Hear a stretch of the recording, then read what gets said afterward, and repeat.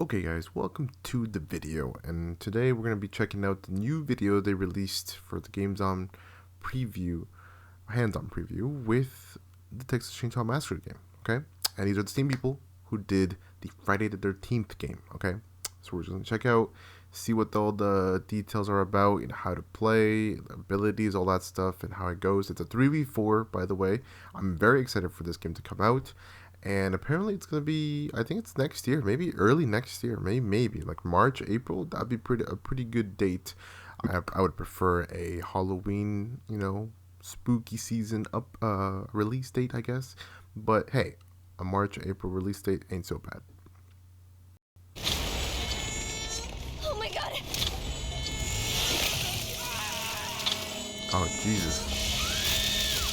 Adapting the classic 1974 horror movie Texas Chainsaw Massacre into an asymmetrical multiplayer game might seem odd on the surface, particularly when the team setup isn't the same 4v1 we've become accustomed to with the popular Dead by Daylight, but instead the even stranger sounding 4v3 arrangement. It works exceptionally well in practice though, creating a tactical, tense, team-based multiplayer experience that favors brains over brawn. Whether you're on the victim team of 4 trying to escape or the serial-killing family trio trying to cut them down, Texas Chainsaw Massacre's tweak to the asymmetrical multiplayer format already plays great, and the 4v3 format is a great match for the movie license it's built around.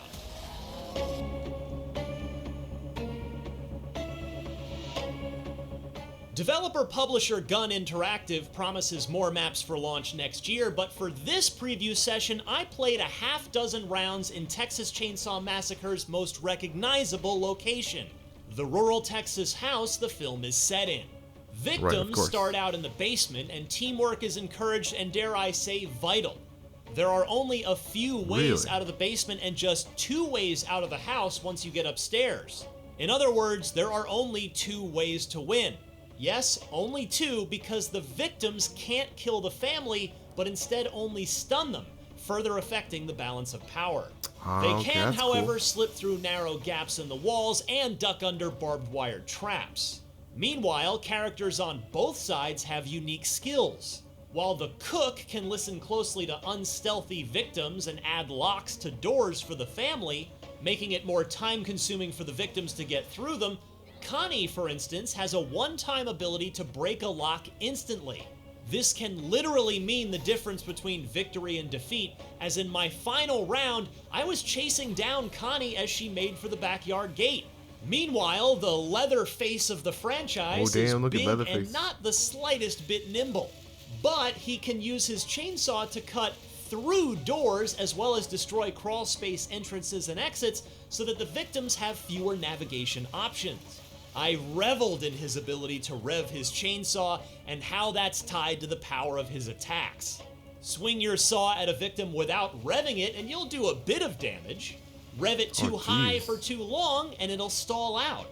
But if you catch the sweet spot of the rev range, you'll get a one-hit kill complete with a quick and grisly cutscene.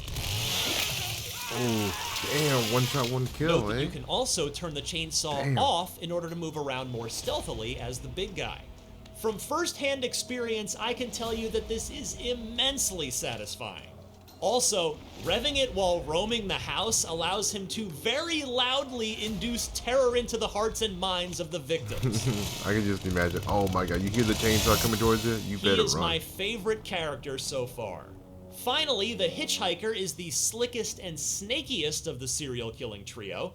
He can get through those same small cracks and crevices the victims can, and I made sure to use his agility to whisk myself right to the front yard as the match began, turning on the gas-powered generator that powers the electrified security system guarding the path to the road.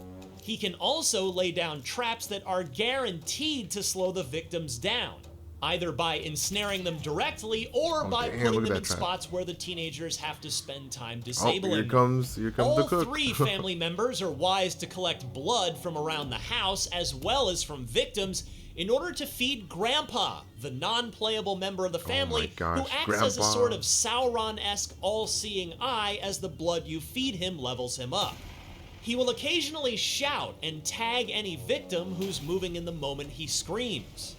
And speaking of leveling up, there's a massive and persistent skill tree I didn't get to play with in this one-off demo session, but it promises to allow you to tailor your respective victim and family skills to your liking.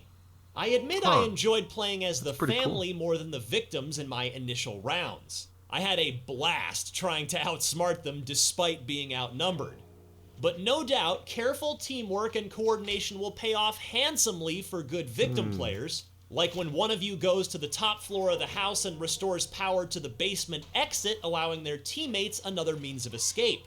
Notably, too, victims are able to hide in dark corners of the house, in bushes outside, and sneak around quietly so as not to make a ton of noise and alert the family. As my developer guide put it, quote, "Just leaving a door open can hurt you in this game." The sheer number of tactics in play between these two starkly contrasted sides is impressive. More laudable is just how well Texas Chainsaw Massacre plays right now, despite its release date not being until sometime next year. The movie license hasn't just been slapped onto this game.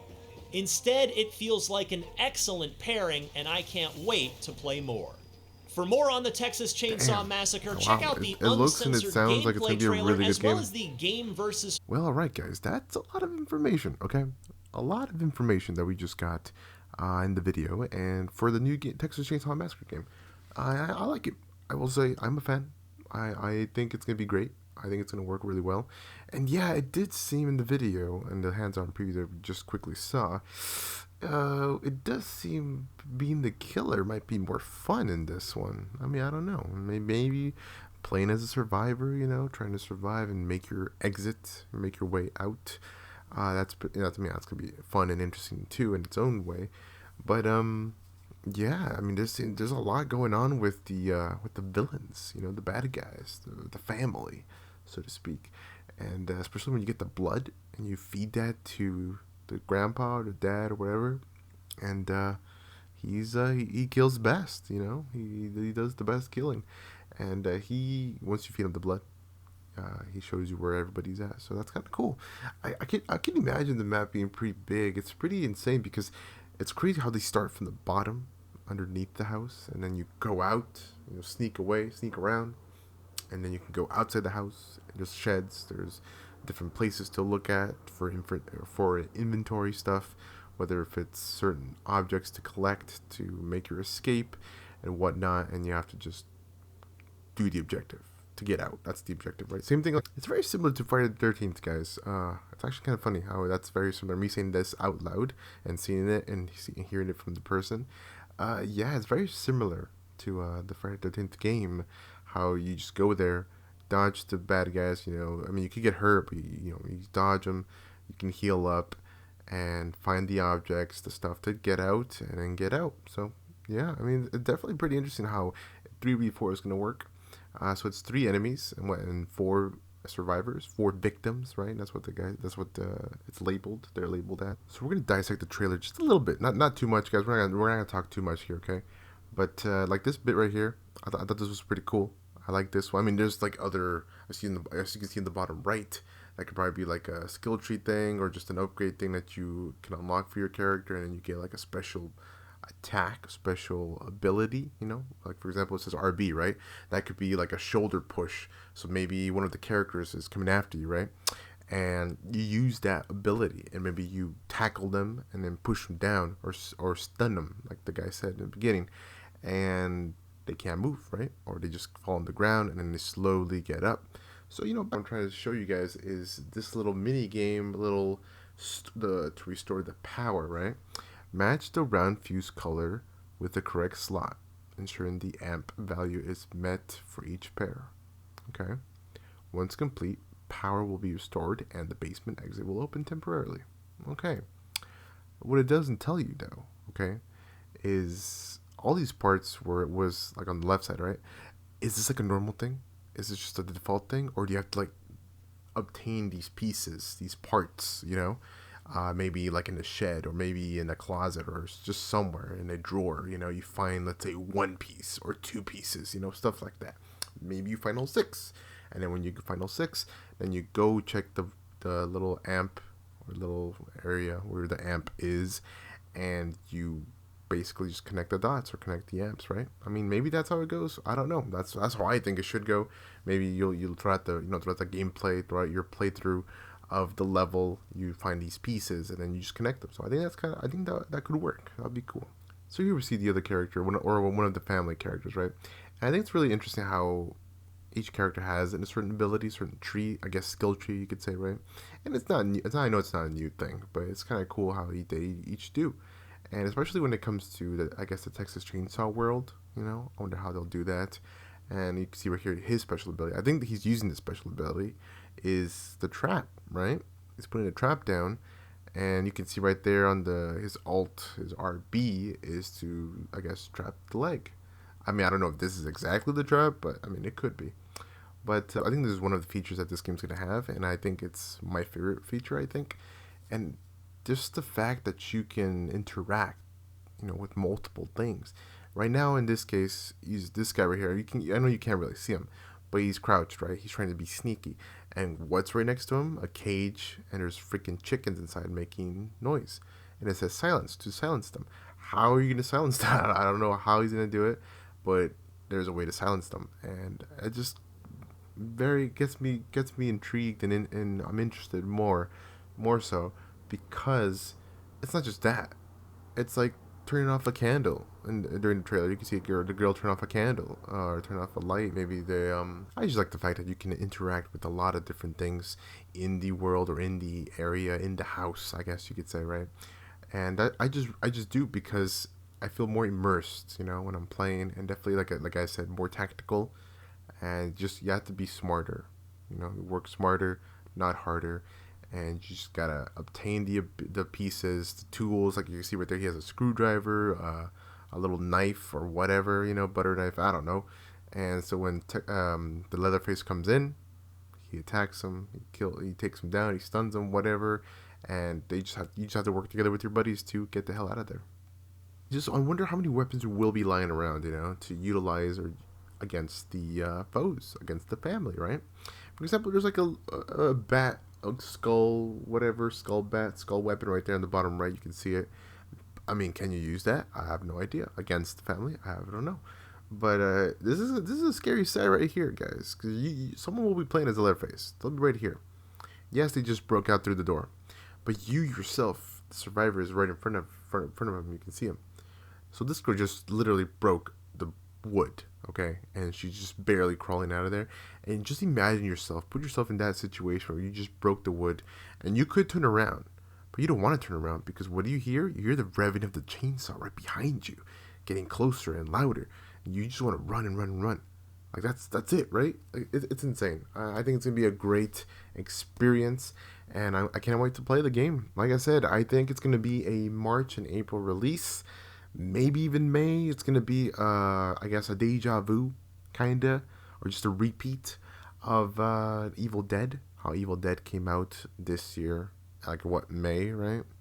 But I feel like this game's gonna be the same thing. It's gonna come out next year around March, April, maybe even May. That's my call.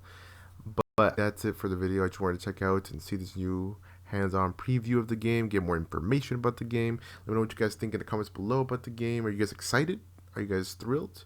Or you guys think it's gonna flop? Or you guys think it's not gonna do that great? Maybe, I don't know. I think it's gonna be fun. I hope there's a lot more updates, more maps, kind of like they did with Friday the 13th, with a lot of maps. Here, I can definitely see a lot of maps. They have them like the movie rights and all that stuff. There's different areas to go to. I feel like there's a lot of different areas. So my main reason why I would prefer the victims is because in the Friday the 13th game, I like playing as the victims or just the survivors, I guess you could say, right? And especially like at some point when you die, someone else would spawn in as Tommy Jarvis. And when you spawn in and do all that stuff, you just have to, complete the objective. I'm an objective guy when it comes to multiplayer games or whatever. And so getting the pieces, getting the keys, the gasoline, all that stuff in that game, I liked it. I enjoyed it. Or even calling the cops, go doing all that stuff. So in this game, I definitely would like to see the list of the objectives that we could be able to do, or what we would have to do to get out and leave, especially like I said, I mean, obviously, I would love to play as the villains or the family here too, but I'm more to the victim side for me personally. But yeah, that's it, guys. I just wanted to check out the new video, more information about it. I can't wait for the game to come out and for the game to release. I believe it does come out on Game Pass, so those of you who do have Game Pass, it'll be right there once it releases. Day 1 release, and I'm just excited. I can't wait. I really can't wait. I'm a big Texas Chainsaw Massacre fan. I've seen the movies. Okay, I've seen a lot of horror movies. I'm a big horror guy too.